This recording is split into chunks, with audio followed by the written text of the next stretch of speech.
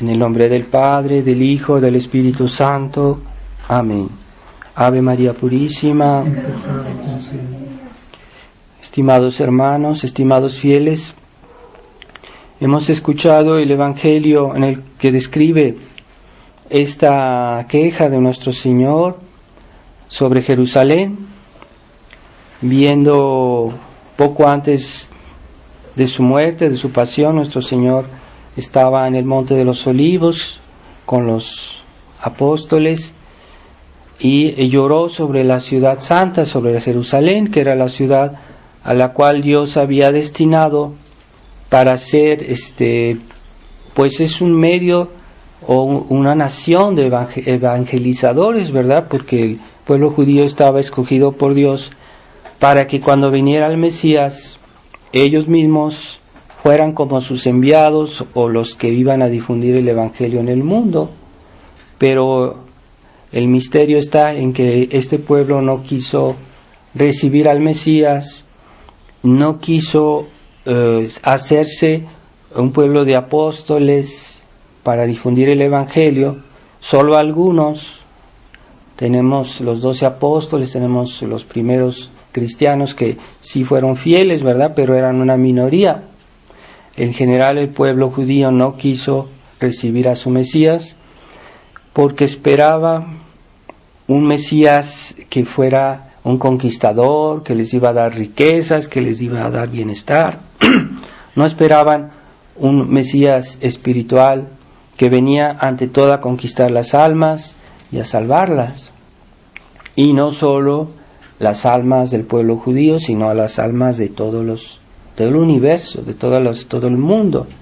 Entonces ese orgullo nacional que se quería apropiar demasiado, ¿verdad? Esas gracias que Dios le había concedido, vino a ser como una pantalla que no dejó pasar, que no quería dejar pasar la luz del Evangelio. Entonces cuidado con esa complacencia, ¿verdad? Que puede también haber ese orgullo nacional que a veces es demasiado exclusivo, ¿no? Que puede pasar, y históricamente hay muchos casos. Y entonces el Evangelio, de todos modos, porque Dios no necesita estrictamente de nadie para hacer el bien.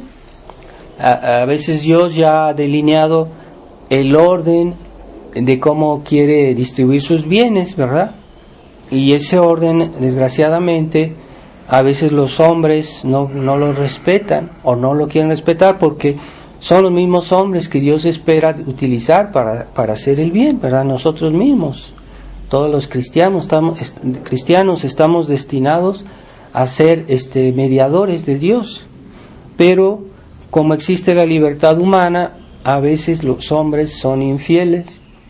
No siempre, ¿verdad? Pero muchas veces pasa que no quieren obedecer los designios de Dios, y entonces hacen interferencia, hacen dificultades, o incluso son completamente infieles, ¿verdad? Entonces, pero Dios no está limitado. Dios puede salvar esos obstáculos, ¿verdad?, humanos, porque Dios es bastante poderoso para hacerlo. Entonces la Iglesia de todos modos siguió, la Iglesia de todos modos continuó a pesar de esta oposición y de esta infidelidad de los judíos, y que después continuaron desgraciadamente a perseguirla, ¿verdad? Eso que hicieron con nuestro Señor en ese momento, y que lo persiguieron hasta la muerte, bien se renueva a través de los siglos, ¿verdad? Esa infidelidad sigue siendo contra sus discípulos, y como nuestro Señor mismo decía: si a mí me trataron mal, ¿qué será de ustedes que son mis discípulos? Con más razón.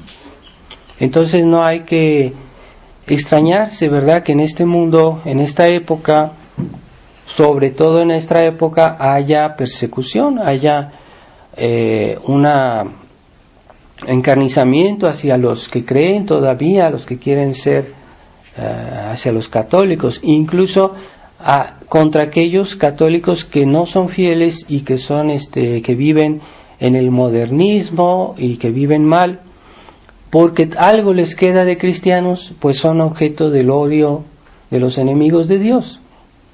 No hay que hacerse ilusiones de creer con este falso ecumenismo del Concilio Vaticano II que creyendo quedar bien con todos, con los enemigos de Dios, que por eso los enemigos de Dios van a tener compasión de ellos, a momento dado también los van a tratar mal. Y es histórico, ¿verdad? Que ellos cuando ya llegan a otras etapas más avanzadas tampoco tienen compasión de ellos, ¿verdad? Y tenemos muchos ejemplos hoy de persecución contra cristianos, cómo los están exterminando, pues sobre todo en Oriente, ¿verdad? Instigados por atrás por esas grandes potencias mundiales que están controladas por los enemigos de Dios, por los enemigos de la Iglesia. Que no nos engañemos, no es esos enemigos de Dios. Hoy se habla mucho, se dice que son sobre todo porque quieren controlar el mundo, porque quieren... No, el verdadero fin, el fin más profundo de la masonería, de los enemigos de Dios, es la destrucción de la Iglesia. Lo demás es secundario para ellos. Lo que verdaderamente quieren hacer es exterminar el cristianismo.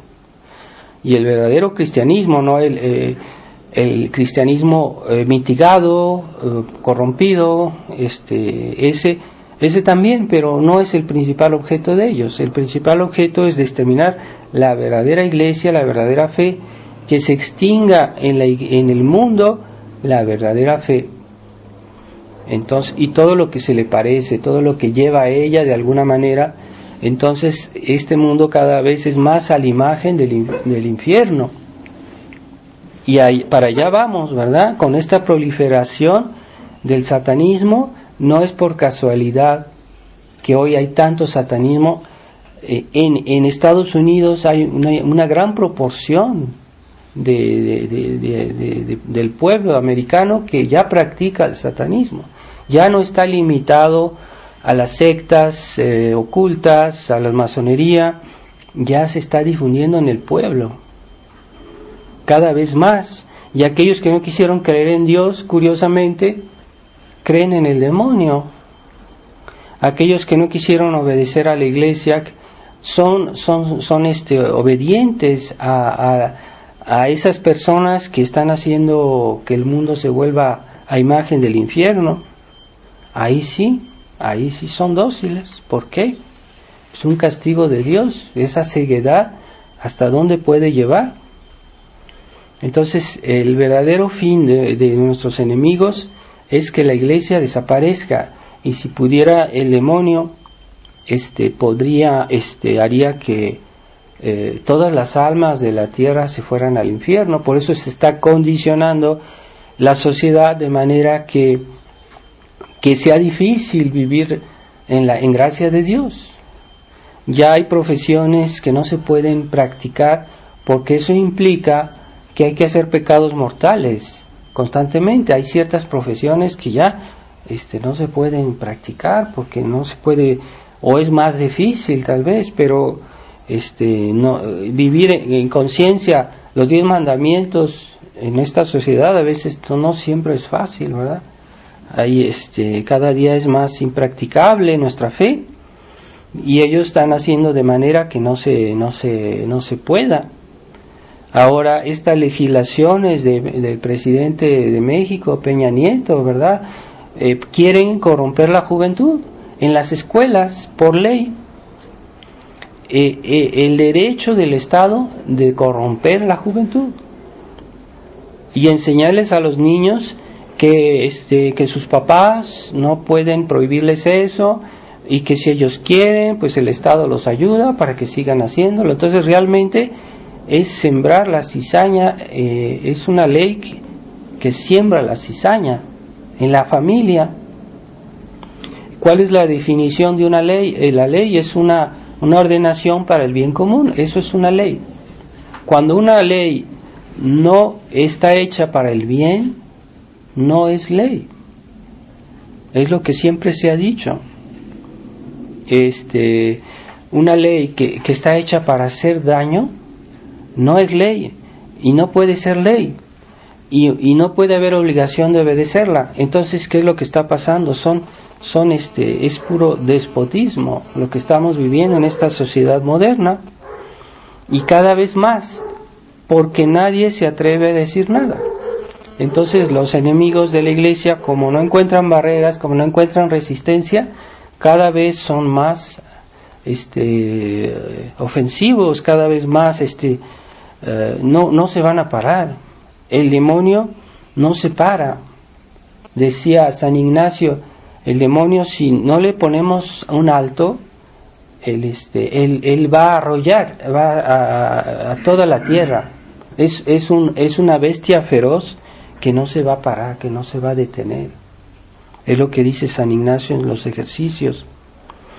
Entonces, pues ya como no hay, cada vez desaparecen las barreras, y los mismos católicos no quieren comprometer su vida social, no quieren comprometer ya no se atreven a decir nada. Parece ser que haya algún movimiento actualmente de familias que quieren reactuar contra esta ley, pero ya era tiempo, ¿verdad?, de que se movieran un poquito y que esto tuviera no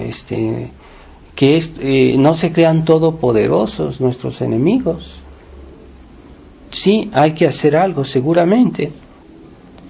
Entonces, ¿cómo es posible que en una nación que siempre fue católica, que siempre fue hoy el crimen está permitido, y el crimen se vuelve, ya no es solo que esté permitido, ahora el crimen se está volviendo obligatorio por ley? ¿Cómo es posible? Una cosa es que antes nos parecía una cosa enorme que estuviera permitido, por ejemplo, el aborto. Es un crimen, es un asesinato por ley, permitido. Pero hoy ya se está pasando a otra fase más allá. Ahorita es obligatorio hacer el pecado por ley. Para allá vamos, y esto va a ser cada día peor. Vamos a una sociedad satanizada. No es casualidad, no es que son así, es una moda que va a pasar. No, el demonio está tomando cada vez más poder en este mundo. Y son iniciativas que no nacieron aquí en México, que vienen de otros países y que están más avanzados en esta decadencia. Pero esperemos que Dios nos proteja, pidámosle a Nuestra Señora, pidámosle a la Virgen María, Nuestra Señora de Guadalupe, que nos proteja una vez más de nuestros enemigos. Y así como en la sociedad, pues también en la Iglesia, la misma decadencia. Y veamos que dice el Evangelio que nuestro Señor, al llegar a Jerusalén, se puso a echar a los vendedores del templo. Dicen que el castigo de Dios comenzará por su templo, por el santuario, es decir, por la Iglesia, por los hombres de Iglesia que han sido malos ministros de Dios. Y si en la Iglesia estuvieran bien las cosas, tal vez el mundo no estaría mal, no estaría tan mal, pero es porque la Iglesia ha sido neutralizada, que el demonio es cada vez más arrogante en este mundo.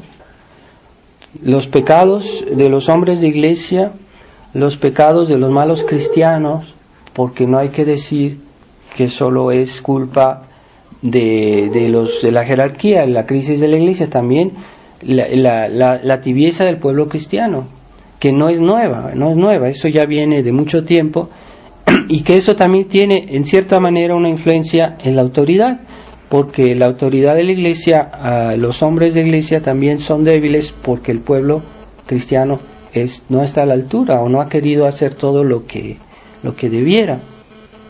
Y esa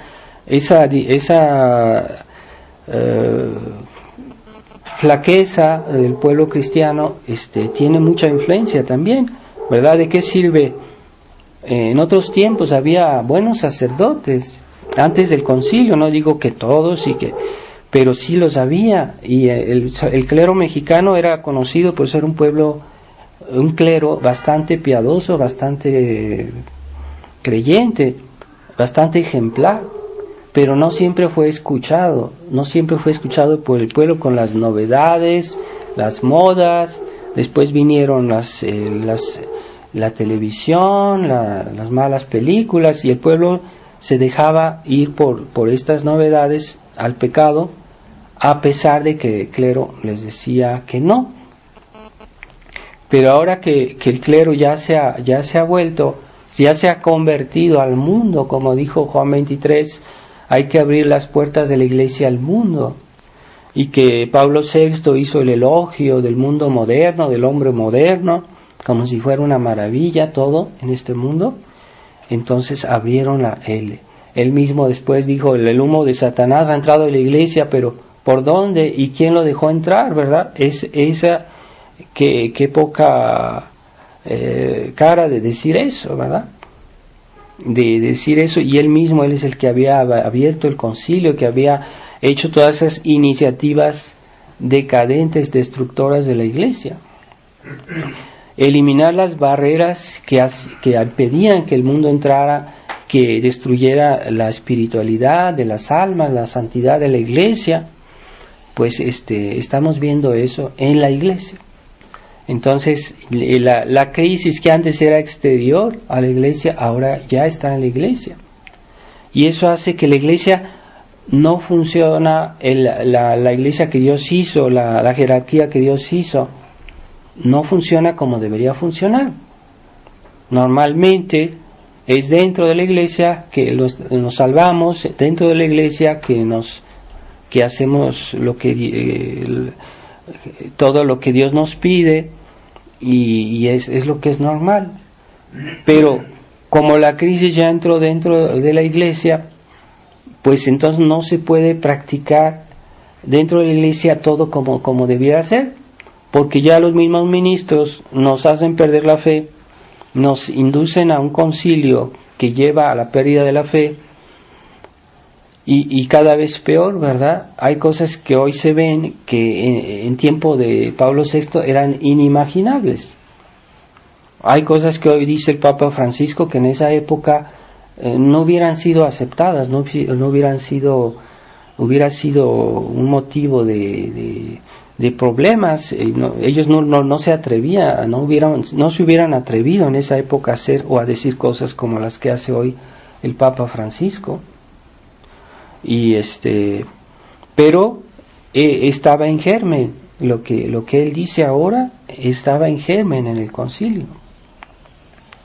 Entonces cada día más grave, y lo que es grave es que nadie dice nada, o dicen cosas muy limitadas. Por pocas personas de la iglesia han hecho comentarios diciendo esto no está bien o algo así, pero es muy tímido, no se puede, no es suficiente para denunciar la dimensión completa de lo que está pasando. Entonces, como la fe es un todo, no es suficiente, y hay que decir, bueno, yo condeno todo lo que está mal, como hacían antes los papas. No vamos a decir, vamos a tomar el 90%, el 80%, algo así.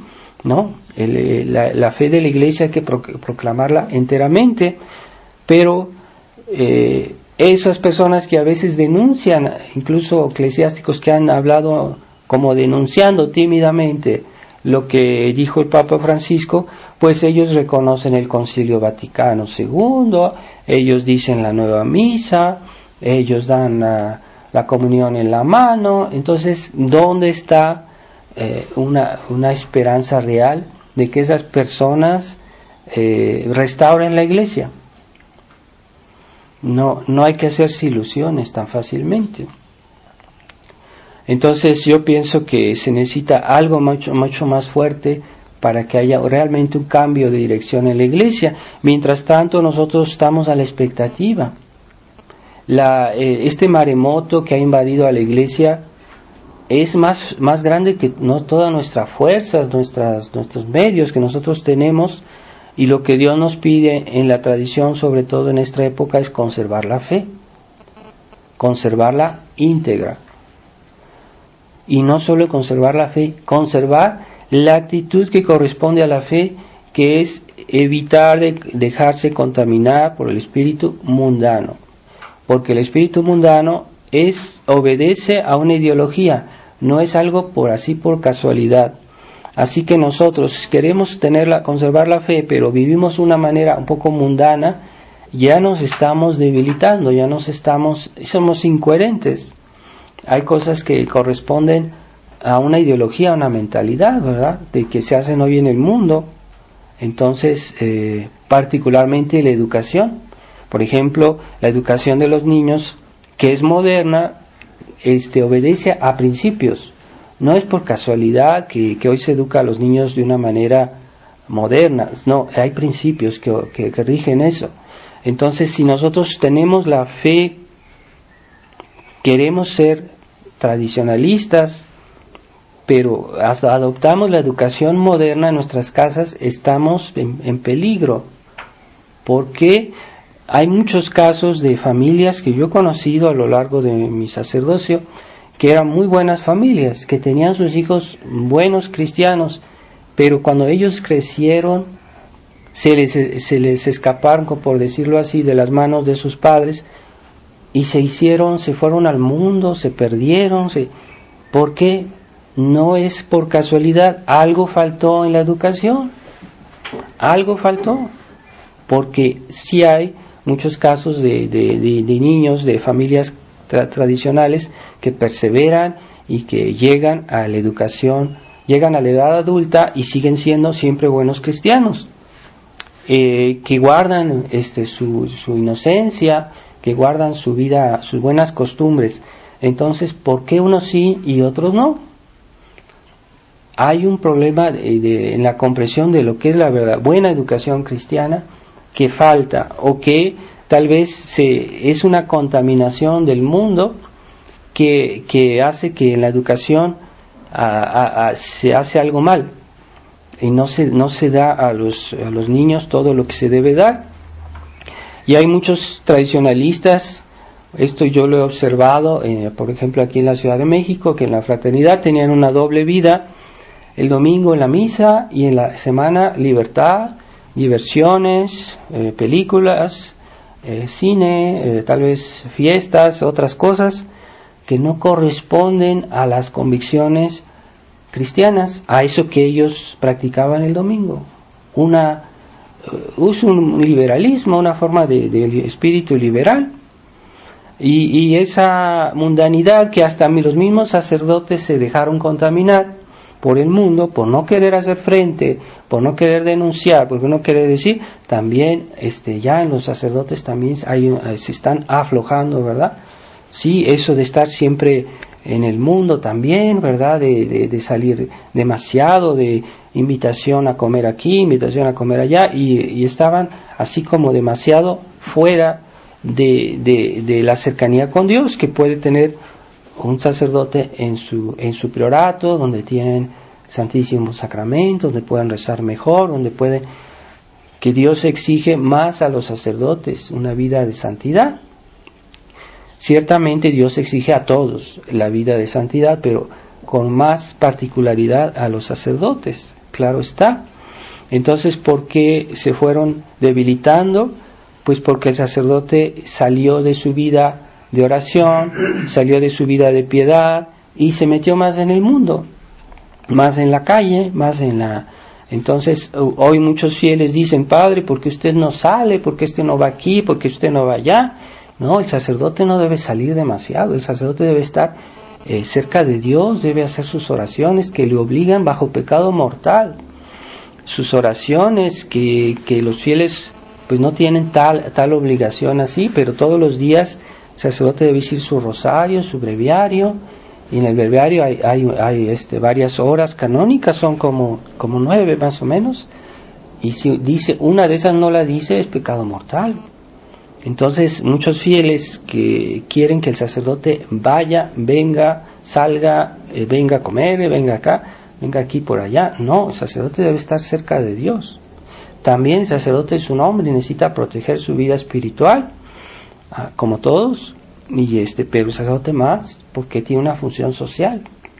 Entonces ese activismo, ese mundanismo se contagia, hay que tener cuidado todos, más, cada día más, ¿verdad? Hay que tener más cuidado de tener nuestro corazón protegido de todo lo que vemos, todo lo que hay en este mundo, cuidarnos y permanecer, tener una vida de oración. No basta rezar, no basta decir unas oraciones, hay que tener vida de oración. No es lo mismo una persona que reza por obligación y reza cuanto más rápido mejor porque tengo otras cosas que hacer y lo hace así como un peso, La vida de oración es cuando uno reza y que ese contacto con Dios tiene una incidencia en la vida cotidiana. No es solo una formalidad, tengo que decirme rosario, ya lo dije, ya estoy tranquilo, ya puedo hacer lo que yo quiera, yo quiero salir aquí, que puedo ver esto, que puedo distraerme acá. No, eso no es suficiente. La oración debe llevar a tener una vida de oración, y ese contacto con Dios no debe ser una sola formalidad, esa oración una sola formalidad de decir, de recitar, como aquellas personas que dicen el rosario tan rápido que ni siquiera piensan en lo que están diciendo. ¿Cómo van a rezar bien? ¿Cómo van a aprovechar de esas oraciones, tener un verdadero contacto con Dios, si ni siquiera piensan en lo que dicen? Padre nuestro que estás en los cielos, estamos pidiendo algo, estamos considerando algo, y que por la gracia de la virtud de la fe estamos en contacto con Dios. Hay un verdadero contacto cuando uno reza, pero si uno no considera con fe eso que dice, no hay contacto con Dios. Incluso hay oraciones que pueden ser ofensivas a Dios porque están mal hechas.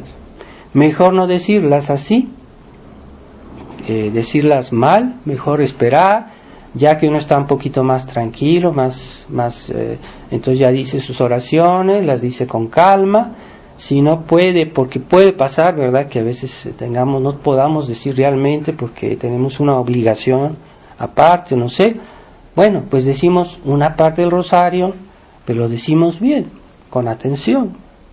Entonces Dios bendice esas oraciones, tienen un fruto. No solo el hecho de decir, yo pido a Dios porque me ayude a hacer esto, porque me ayude en esta cosa.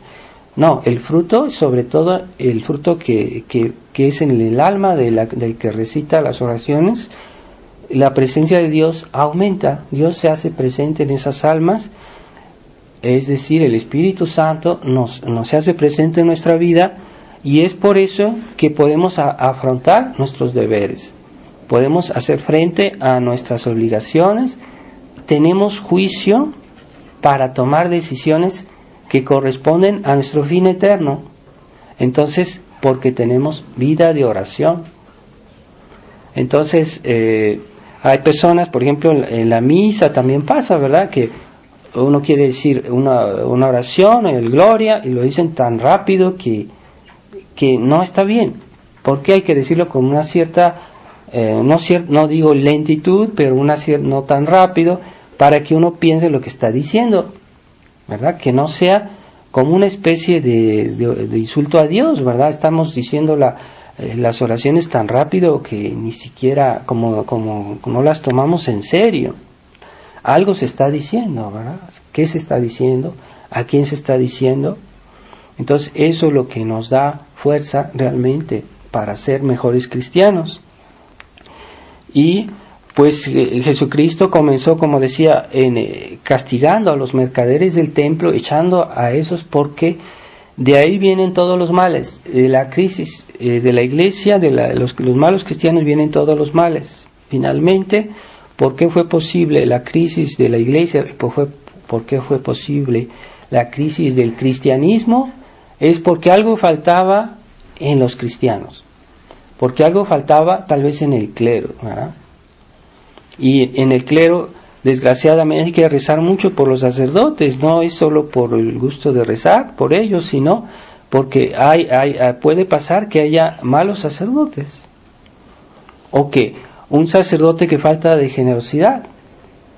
¿Cuántos males se siguen en la iglesia porque hay, por ejemplo, puede haber entre sacerdotes alguna envidia, ¿verdad? Que eso hace más daño a la iglesia, mucho daño, porque se impiden ciertas cosas, ciertas obras de iglesia, porque pudo haber entre sacerdotes algún problema. Y eso a veces los fieles no lo consideran, pero sí hay que considerarlo. Por eso el juicio de Dios comenzará por el santuario, ciertamente. Pero hay almas cristianas que Dios pueden hacer mucho bien rezando por el clero, ¿no? Porque Dios nos dé buenos sacerdotes, porque él se renueve el clero en la iglesia, pero ya con un espíritu cristiano, como con una verdadera formación católica. Pero no, eso no es posible si estamos dentro de la iglesia oficial, porque la iglesia oficial no quiere respetar esa educación o ese estado de ánimo que había antes en la iglesia, no lo va a respetar, y se va a corromper eso, se va a corromper como ya se está corrompiendo la Fraternidad San Pío X, ya está bajando los brazos, ya está dejando de criticar, ya está dejando de denunciar el Concilio Vaticano II, y ya no denuncian francamente a los fieles, dicen, me está pasando esto, tengan cuidado, la iglesia está mal, miren lo que ha dicho Francisco, miren lo que ha hecho Francisco. No lo dicen, los fieles no están informados, los boletines de la fraternidad están completamente diluidos, algo dicen, sí, pues sí. Hay que ver los boletines aquí en el Distrito de México, ¿qué dicen los boletines de la fraternidad? Hacen de una espiritualidad pero que no hay un espíritu contrarrevolucionario, anticoncilio, antimodernista. Es lo que Monseñor Lefebvre nos enseñaba. Nosotros debemos ser anti-mal, anti-pecado, antimodernista, anticomunista. Debemos serlo. Y no se puede ser buen cristiano hoy delante de esta situación si uno no está contra esta situación. Ahí se ve que sí somos cristianos, que sí tenemos la fe. No hacerse ilusiones. Ese catolicismo que está degradado, que está diluido, que es un catolicismo liberal, que Dios vomita de su boca, porque Dios detesta la tibieza. Así que vamos a pedirle hoy a Nuestra Señora del Carmen. Ayer fue la fiesta de Nuestra Señora del Carmen, le vamos a pedir que nos purifique y que nos libere del fuego del infierno y del fuego del purgatorio. Pidámosle esta gracia siempre, llevemos su escapulario y pidamos por las almas que tal vez no tienen la gracia de llevar el escapulario, pues que tenga misericordia de ellas en la hora de la muerte y que no los permita que se queden, que vayan al purgatorio, o por lo menos que salgan más pronto. Ave María Purísima, sin pecado concebida. En nombre del Padre, del Hijo y del Espíritu Santo. Amén.